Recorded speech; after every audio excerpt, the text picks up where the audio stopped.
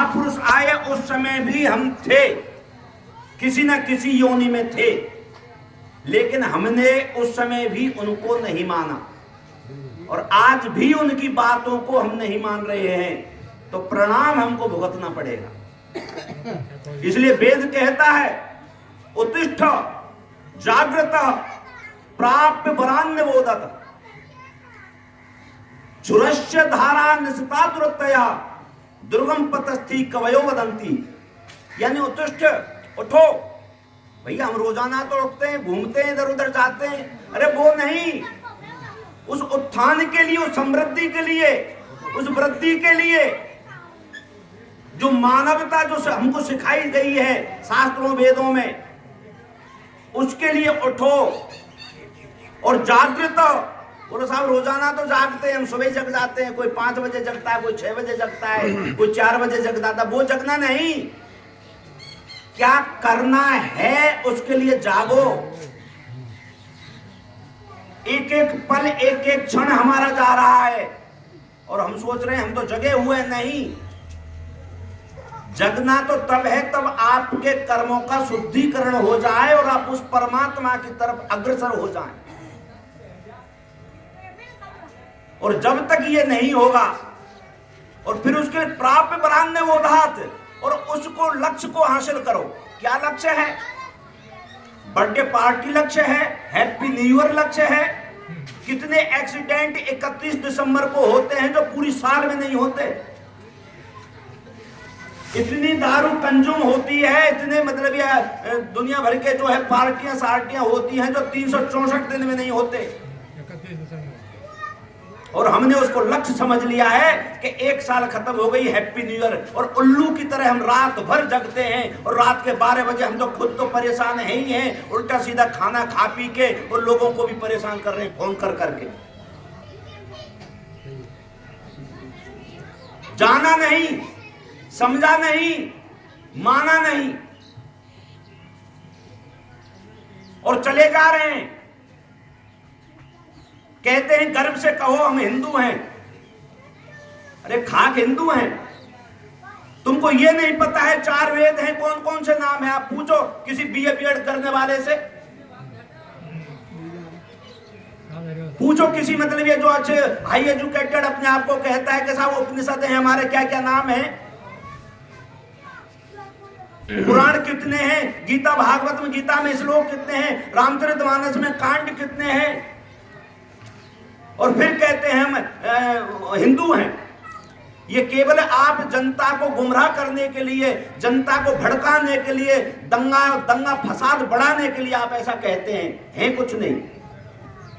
और जिस दिन आप हो जाएंगे उस दिन आप शांत हो जाएंगे। हमारा सनातन धर्म हमको शांत होना सिखाता है, झगड़ा करना नहीं सिखाता। ना किसी को हमको ये कहता है कि ऐसा करो वैसा करो ये करो। अरे जैसे हैं वैसे बने रहो, जैसे हैं। वेद कहता है कि उस परमात्मा की तरफ जाओ तो आप जैसे हैं वैसे बन के जाओ, जैसे हैं वैसे ही। बनने ठनने की जरूरत नहीं है, सजने संवरने की जरूरत नहीं है। लेकिन हम क्या करते हैं, अगर वृंदावन भी जाएंगे ना तो ऐसे समझो कोई बड़ी पार्टी में जा रहे हो, बड़ी शादी में जा रहे हो। कथा भागवत में भी जाते हैं तो ऐसे समझो कोई बहुत बड़ा प्रोग्राम है और वहां बहुत मतलब ये बहुत आएंगे जो हमको बहुत कुछ यहाँ शोक प्रदर्शन करना है।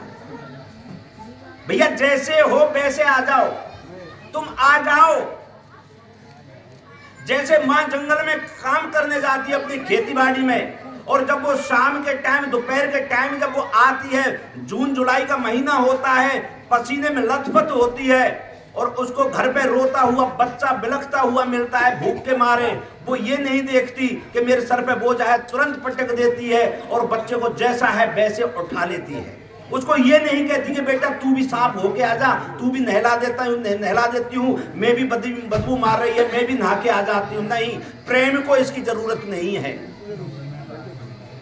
प्रेम को एक ही शर्त है कि जैसे हैं वैसे बस आ जाओ, शरणागति कर दो, मान लो। यही है प्राप्त वरान्य बोधत। और ये छुरस्य धारा कोई ऐसा वैसा नहीं है, बड़े बहुत एक जो उस्तरा जो होता है ना, जो चाकू होता है, उसके धार की समान है। बहुत से कहते हैं ना साहब कछुई नहाया में तो चढ़ते रहो, ना ना ना, बहुत कुछ है इसमें, बहुत कुछ समझना पड़ेगा। खान पीन कंट्रोल, विचार कंट्रोल, संस्कार आचरण व्यवहार, हर चीज को देखना पड़ेगा। संत के लक्षण भेष से नहीं होते, संत के लक्षण आचरण से होते हैं।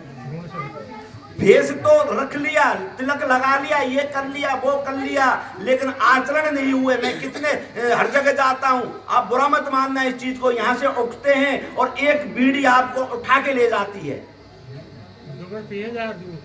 एक सुल्फा, एक गांजा आपको यहां से उठाने के लिए मजबूर कर देता है, और फिर कहते हैं साहब हम लगे हुए। क्या लगे हुए? अरे ये लगना है, ये लगना नहीं है। ये तो केवल ऐसे समझो कि मान बढ़ाई के लिए आ रहे हैं, और मान बढ़ाई में लोग हमको भगत जी कहते हैं, और हमको बस ऐसे ही चल जाए, शायद हो जाए, काम बन जाए। ऐसे बनने वाला नहीं है। जब तक आप अपने आप को, जो पिछले मैं उस पे जाता हूं, पिछले जो हमारे भगत जी कह गए थे कि सब एक है, ठीक है वो एक है, लेकिन एक की भी अनेक शक्ति है, अनेक शक्ति हैं, और उन शक्तियों के द्वारा ही वो कृत्य करता है, वो खुद नहीं करता, और वो शक्ति ही है। भूमि आप अनल वायु खम मन उद्दीय विच अहंकार तियम में भिन्ना प्रकृत राष्ट्रदा। अर्जुन, ये अपरा नाम की जो जड़ नाम की जो शक्ति है, ये मेरी है, जो 8 तत्वों से मिलके बनी है। इसके अलावा एक और शक्ति है, कौन सी है? अपरा यम त्वन्नाम प्रकृति विद्ये में पराम जीव भूताम्मा भाव ये एकदम धार्यते जगत। इसके अलावा एक और प्रकृति है जो परा नाम से जानी जाती है, चेतन नाम से जानी जाती है, वो भी मेरी शक्ति है। इसलिए जो दोनों ये शक्तियां जड़ और चेतन उसके अंडर हैं, उसके अधीन हैं, उनसे अलग नहीं है, उससे स्वतंत्र नहीं है, इसलिए उसको एक कह देते हैं। अन्यथा 3 शक्तियां हमेशा से थी, हैं, रहेंगी। क्योंकि एक है तो आप किसी चीज की कल्पना नहीं कर सकते।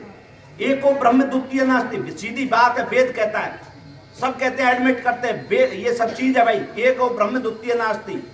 लेकिन जब एको ब्रह्म है तो द्वितीय नास्ति, तो सारा संसार है क्या? बोलो साहब ये तो मिथ्या है, ये तो है ही नहीं, जीव नाम की सत्ता नहीं है। तो फिर तू किस लिए आया है यहाँ? तू किस लिए आया है? ये जनता क्यों घूम रही है जब एक ही है? जब एक महापुरुष को ज्ञान हो जाए तो सारे सभी को ज्ञान हो जाना चाहिए।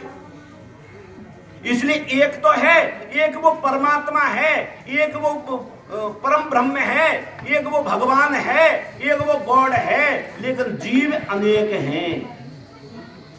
जीव अनेक एक श्री कंता, परवश जीव स्ववश भगवंता। और जब वो एक है तो भैया अब कहें कि ये सिस्टम कैसे हुआ कि साहब देखो ऐसा है कि जो है वो अविद्या उसमें आई तो वही ब्रह्म जीव बन गया, और विद्या आई तो वही ब्रह्म ईश्वर बन गया। तो फिर साहब अभी तो आप कह रहे थे कि एको ब्रह्म द्वितीय नास्ति, तो फिर ये दूसरी चीज कहां से आ गई कि साहब ऐसा था वैसा था? नहीं नहीं नहीं, इसका मतलब ये सिद्धांत चलने वाला नहीं है। ये सिद्धांत मान्य है कि दोनों शक्ति हैं जो परा और अपरा हैं, और इसके बीच में ये दोनों का स्वामी है वो परम ब्रह्म परमात्मा, और वो अपना खेल रचाता है, और हम उस खेल में नाच रहे हैं। कैसे नाच रहे हैं? जैसे गांव में पहले कठपुतली नचाने वाला आता था, वो धागे तो हमको नहीं दिखाई देते और कठपुतली नाचती हुई दिखाई देती है, तो हम समझते हैं कि अपने आप नाच रही है, लेकिन उसको नचाने वाला भी है, उससे जो लगे हुए धागे या रस्सी हैं वो भी हैं। इसीलिए रजोगुण, तमोगुण, सतोगुण, ये त्रिगुणात्मक प्रकृति काम कर रही है। या तो हम इस माया की तरफ जाएंगे या उस परमात्मा की तरफ जाएंगे, और जो बीच में फंसे हुए हैं वो हम हैं, जिसको जीवात्मा कहते हैं। अब इसमें जीवात्मा जो है, यही तो मतलब ये जो बात बताई है वही वेदों में बताई है, जिसको कहा गया है एक तो मतलब ये उसको प्रेरक करने वाला, एक प्रेरितार, एक जो है मतलब ये भोक्ता, एक भोग्य ब्रह्म।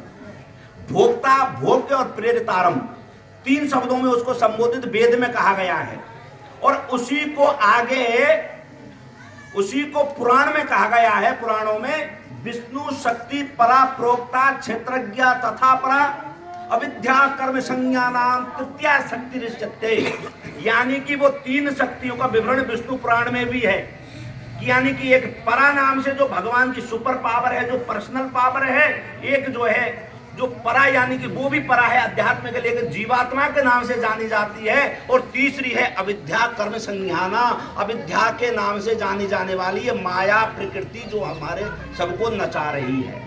इसलिए हमको इससे पार कैसे जाना है, क्या करना है, सबसे पहले तो मैं आपको पहले बता चुका हूं, आचरणों की शुद्धि, व्यवहार की शुद्धि, खान पान की शुद्धि, चरित्र की शुद्धि, ये सारी चीज हमको करनी है और उस परमात्मा की शरणागति करनी है। और भजन भक्ति में लग जाओ, उसके अलावा कोई कुछ सहारा नहीं है। कर्म करते रहो, ज्ञान करते रहो, शरणागति बहुत जरूरी है। इतना कहते हुए मैं अपनी वाणी को विराम करता हूं।